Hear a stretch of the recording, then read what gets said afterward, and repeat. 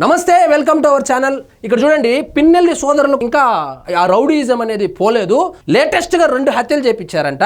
అది కూడా ఏంటంటే, తెలుగుదేశం బాగా బలంగా ఉన్నటువంటి గ్రామాలను ఎంచుకొని ఆ గ్రామాలలో వైఎస్ఆర్సీపీ పార్టీ నుంచి కొంతమందిని తెలుగుదేశంలోకి పంపించి ఆ వెళ్ళిన వాళ్ళ ద్వారా తెలుగుదేశం కార్యకర్తలను హత్య చేపించి అక్కడ తెలుగుదేశం పార్టీని అస్థిరపరచడానికి వీళ్ళు ప్రయత్నాలు అయితే మొదలుపెట్టారు. కానీ చేయడము దొరకడం వీళ్ళకి అలవాటే కాబట్టి వీళ్ళ మీద కేసు అయితే నమోదైంది. A6గా ఈయన్ని, A7గా ఈయన్ని, వీళ్ళిద్దరి మీద అయితే కేసు అయితే బుక్ అయింది. పరారీలో ఉన్నారు. ఒకవేళ ఈ డబుల్ మర్డర్లో మీ ప్రమేయం లేకపోతే మీరెందుకు అజ్ఞాతంలోకి వెళ్ళిపోయారు? ఈ హత్య చేసిన వాళ్ళు గత ప్రభుత్వంలో మీ అనుచరులా కాదా? వాళ్ళు ఎందుకు పార్టీ మారారు? పార్టీ మారిన తర్వాత తెలుగుదేశం కార్యకర్తలను ఎందుకు చంపారు?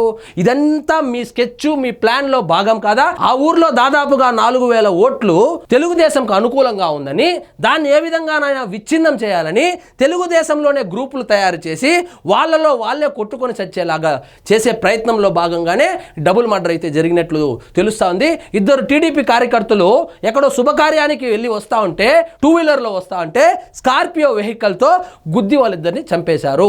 ఆ కేసులో A6గా ఈయన, A7గా వెంకట్రామిరెడ్డిని అయితే బుక్ చేశారు. ఇటు చూద్దాం రండి. ఇద్దరు టీడీపీ కార్యకర్తల హత్యకు సంబంధించి మాచర్ల వైసీపీ మాజీ ఎమ్మెల్యే పిన్నెల్లి రామకృష్ణారెడ్డి, ఆయన సోదరుడు పిన్నెల్లి వెంకట్రామిరెడ్డిపై హత్య కేసు నమోదైంది.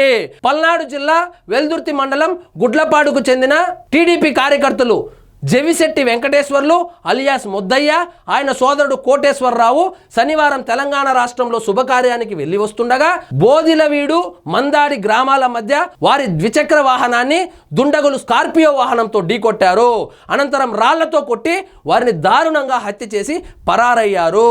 ఈ పరారైన వాళ్ళని గుర్తించారు. వాళ్ళ అల్లుడు గుర్తిస్తే అందులో A1గా జవిశెట్టి శ్రీను అలియాస్ బొబ్బిలి, తోట వెంకట్రామయ్య A2, తోట గురవయ్య A3, దొంగరి నాగరాజు A4, తోట వెంకటేశ్వర్లు A5, పిన్నెల్లి రామకృష్ణారెడ్డి ఈయన A6, పిన్నెల్లి వెంకట్రామిరెడ్డి A7 పై హత్య కేసు నమోదు చేశారు. హత్య కేసు నమోదైన వెంటనే పరారైపోయారు. మీ ప్రమేయం లేకపోతే మీరెందుకు పరారైపోయారు? మీ ప్రమేయం ఉంది కాబట్టే వీళ్ళు పరారైపోయారు. ఇదే కాదు, వైఎస్ఆర్సీపీ అధికారంలో ఉన్నప్పుడు తోట చంద్రయ్యది ఇదే తరహాలో హత్య చేశారు. జై జగన్ అనమంటే అనలేదని, ఏదో ఎన్టీఆర్ గారి విగ్రహము ఆయన సొంత స్థలంలో పెట్టుకున్నారని పగబట్టి నడి రోడ్డు మీద హత్య చేశారు ఈ చంద్రయ్యను కూడా. అదే తరహాలో ఇప్పుడు డబుల్ మర్డర్ అయితే చేశారు. ఇక్కడ చూడండి, ఎందుకు చేశారంటే టీడీపీ బలహీన పరిచేందుకే.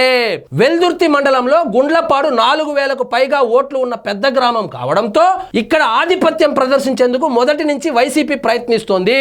ఇందులో భాగంగానే అప్పట్లో పిన్నెల్లి సోదరుల ప్రోద్బలంతో తోట చంద్రయ్య హత్య జరిగిందని పోలీసులు కేసు నమోదు చేశారు. అక్కడ 4000 ఓట్లు ఉన్నాయి. 4000 ఓట్లలో మెజారిటీ టీడీపీకే వస్తుంది.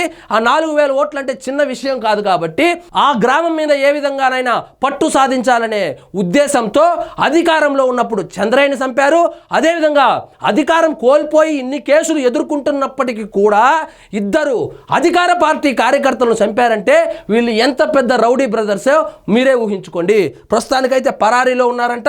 A6, A7గా వీళ్ళ మీద కేసు అయితే నమోదైంది. మరి చూద్దాం ఏడ దొరుకుతారో. పోలీసుల పని అంతా వైఎస్ఆర్సీపీ వాళ్ళని వెతకడానికే సరిపోతుంది.